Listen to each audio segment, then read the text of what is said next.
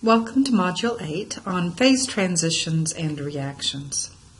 So in this module, our goals will be to calculate and use latent heat changes for vaporization, sublimation, or fusion, any of those phase changes.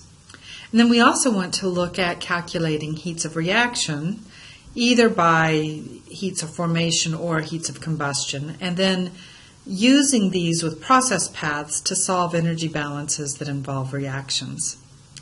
And then finally, we'll take a look at fuels. We'll first look at understanding the significance of higher heating values and lower heating values. And then also we will calculate the adiabatic flame temperature of a fuel. So first, looking at latent heats. Liquids hold together due to attractive forces between the molecules. So if we want to vaporize this liquid, we have to supply enough energy to break apart these forces. The amount of energy required to do that is the latent heat of vaporization. We can calculate this by taking the enthalpy of the vapor after this procedure has happened minus the enthalpy of the liquid before the procedure.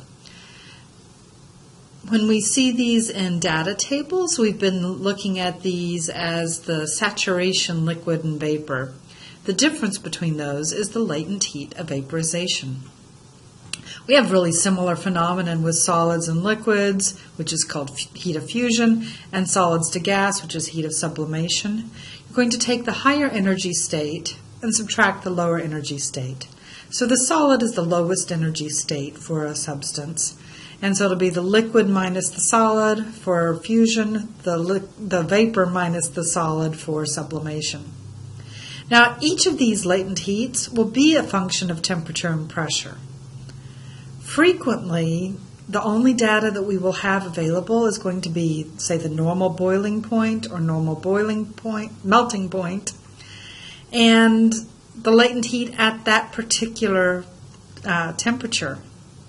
So in that case, how will we calculate the heats of vaporization for these other temperatures or pressures?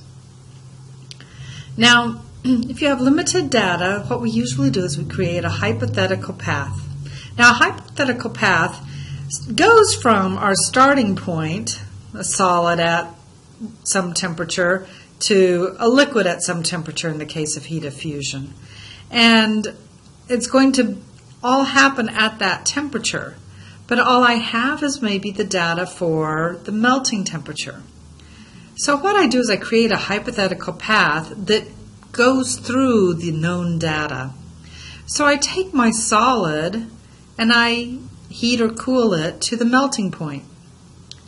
I do the fusion, or the melting at this stage, calculate then what it is for the liquid at that energy, at that temperature, and then calculate the energy change as I take the liquid from the melting temperature to my actual physical temperature. So what I end up with is something that looks like this. I'm going to really have two different enthalpy change calculations added to the heat of fusion at the known temperature.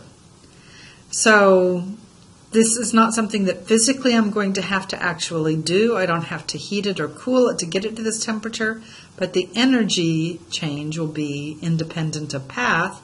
So this hypothetical path is going to be adequate for doing the calculation. Now in this case, my starting temperature and ending temperature are the same for both of my two hypothetical paths here. So I can simplify this by doing the heat of fusion at the melting temperature and then look at the transition between melting temperature and physical temperature and the difference between my C sub P for the liquid phase and the solid phase as they change temperatures. So this is a fairly efficient calculation.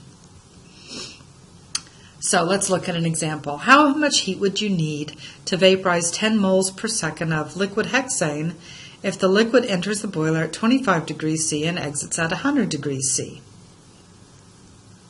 Well, okay, so you go look up data. Typically what you're able to find in this case, vaporization, you can find the normal boiling point of liquid hexane. That's 68.8 degrees C. And at that temperature, the heat of vaporization is 28.88 kilojoules per mole.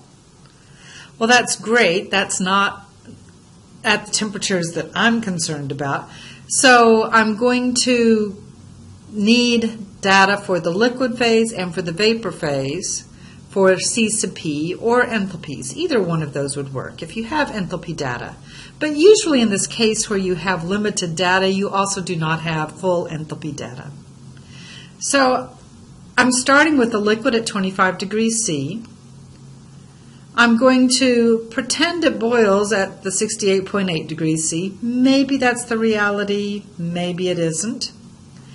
I'm going to then allow it to boil, so go to a vapor at 68.8 degrees C, and then I will take that to 100 degrees C. Now this is going to require me to do the C sub P dt calculation for the liquid using this constant value of C sub P. Heat of vaporization is just the known value. And then I'll integrate C sub P dt for the vapor phase, which is this expression here, a function of temperature.